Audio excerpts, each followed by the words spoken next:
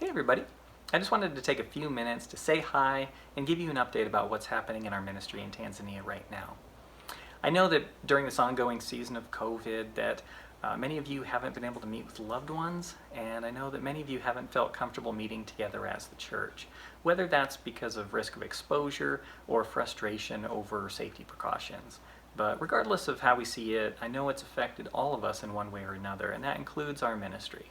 A few months ago, I had told you that we would be taking a trip to Tanzania in January.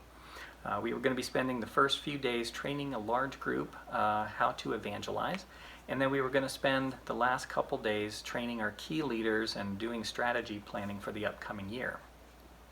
Now that trip had to be rescheduled twice and ultimately was canceled because of international COVID testing requirements. We were transferring through the Netherlands, and they have in place requirement that you have a negative COVID test documentation that your test was taken within 72 hours of arriving in Amsterdam. And none of us Americans on our team were able to find anywhere that would guarantee test results any sooner than 48 to 72 hours.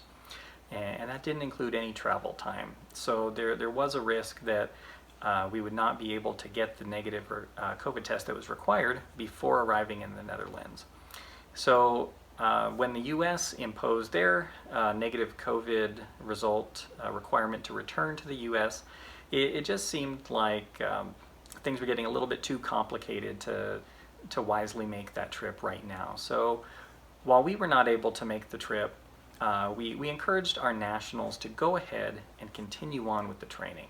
Now you guys know how much I love being over there, and I can't tell you how disappointed I was when we weren't able to go. But I believe that there was a reason for that. So for years, we've been trying to encourage our nationals to take ownership of the ministry happening in their country. They're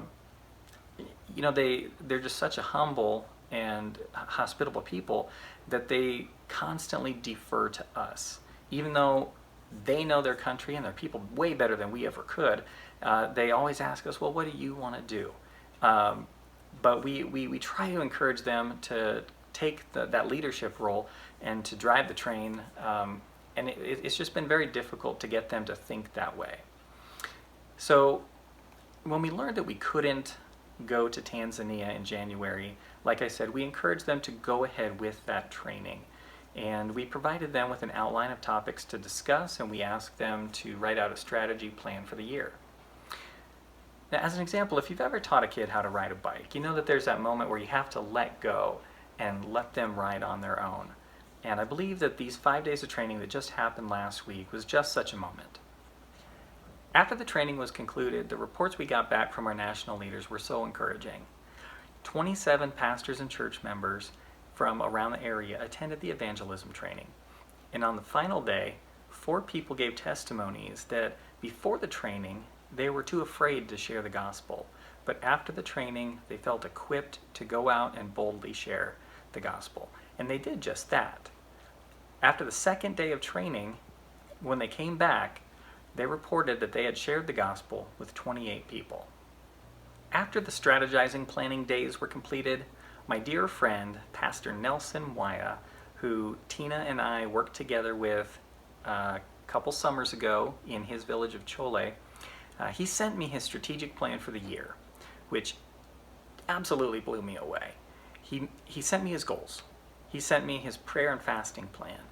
He sent me 6 villages in which he is taking responsibility for doing follow-up with the existing ministry taking place there.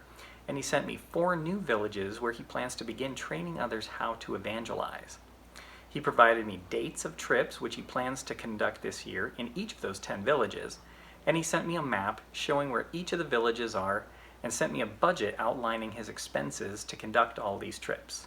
He also volunteered to mentor one of the other leaders in evangelism and discipleship, and that would be Gertrude, who, if you've been following along with our updates, you've heard about Gertrude, you've seen pictures of her. If you participated in our virtual trip, she was one of our point people on that trip, and through this training, Nelson and Gertrude met and formed a relationship, and he's now going to start mentoring and training her. Now, could all of this have still happened if I was able to go to Tanzania? It's possible, But would our national leaders have taken the lead in where to go and what to do? Would they have the same ownership of the work? After 7 years of working in Tanzania, I really don't think so. I've never even heard of half the villages that Nelson put on his list, and I never could have suggested those to him. I think the Holy Spirit had to temporarily remove us as Americans, as outsiders, so that it would create the need for our national partners to take that ownership, to take the lead in the ministry. We had to let go of the bike and let them ride. And right now, they're off and cruising. I'm so excited to work with Pastor Nelson this year, to provide training and materials for him to accomplish the work the Lord has put on his heart. And you know I can't wait to get back over there myself and support him and work alongside him in person. I think we can all agree the past year hasn't been what we expected, but God is still in control. And He's still raising up faithful men and women to make disciples who will make disciples. And we're honored to be a part of that plan. Tina, the kids, and I, we all miss you and love you guys, and we're keeping you in our prayers. Thank you so much for your ongoing partnership and love. God bless you all.